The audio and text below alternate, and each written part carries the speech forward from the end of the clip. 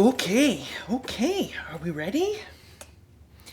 Hey guys, it's Pastor Luke here coming to you with our midweek devotional, and I've got Marigold, and I'm pretty sure what's going to happen is I'm going to start this out, and then about 10 seconds in, she's going to just take off. But I have something I want to share with you, and this is from something called the Jesus Storybook Bible. And if you are unfamiliar with this book, if you have kids, honestly, if you don't have kids and you're an adult and you're just like, I would like to understand where Jesus is at in any particular story of the Bible, I cannot recommend this book highly enough. So today we are going to read about St. Paul, because that's where we are in the story. We are in chapter 30 of the story. This chapter in the Jesus Storybook Bible doesn't exactly correspond to it, but it talks a lot about Paul and his journeys and things like that. So, what do you think? Should we read this chapter? It could be the highlight of your day. Who knows? It's called A New Way to See. Of all the people who kept the rules, Saul was the best. I'm good at being good, he'd tell you. He was very proud and very good, but he wasn't very nice. Saul hated anyone who loved Jesus. He traveled around looking for them. He wanted to catch them and put them in prison. He wanted everyone to forget all about Jesus. He didn't believe Jesus was the rescuer, and he didn't believe Jesus was alive either. You see, Paul had never met Jesus, so one day, Jesus met Paul. Saul was on his way to Damascus when suddenly a dazzling light flashed like lightning. It was brighter than the sun.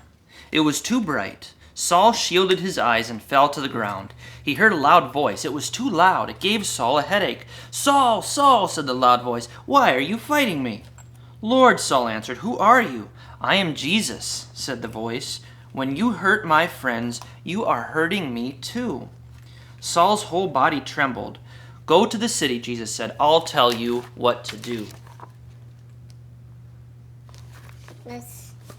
Yeah.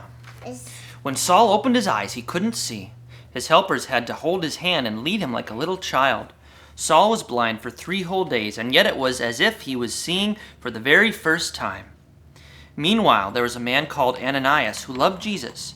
Jesus came to him in a dream. "Go to Saul and pray for him, and I will make him see again." Ananias knew all about Saul and how he hated Jesus' followers. "Lord, he has come to hurt us." But Jesus told Ananias, "Saul is the one I've chosen to tell the whole world who I am."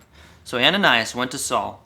"Brother Saul," Ananias said, "it was Jesus you met on the road." And Ananias prayed for Saul. Suddenly, you see it there? You see Saul? Yeah, suddenly Saul could see again, but he saw everything differently. He wasn't mean anymore. He even changed his name from Saul to Paul, which means small and humble, the very opposite of proud. And do you know what Ananias' name means? The Lord is full of grace.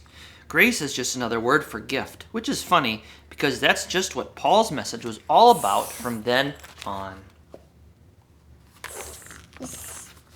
Yes. It's not about keeping rules, Paul told people. You don't have to be good at being good for God to love you. You just have to believe what Jesus had done and follow him. Because it's not about trying, it's about trusting. It's not about rules, it's about grace. God's free gift that cost him everything. What had happened to Paul? He met Jesus. Paul got a new job. He called himself a servant and traveled everywhere telling everyone about Jesus.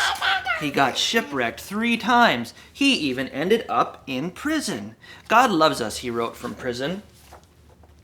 Nothing can ever, no, not ever, separate us from the never-stopping, never giving up, unbreaking, always and forever love of God he showed us in Jesus. And so it was, just as God promised Abraham that dark night, all those years before, the family of God's children grew and grew until one day they would come to number more than even all the stars in the sky. The end. You say goodbye. You say bye-bye. Bye-bye. God's blessings on your week.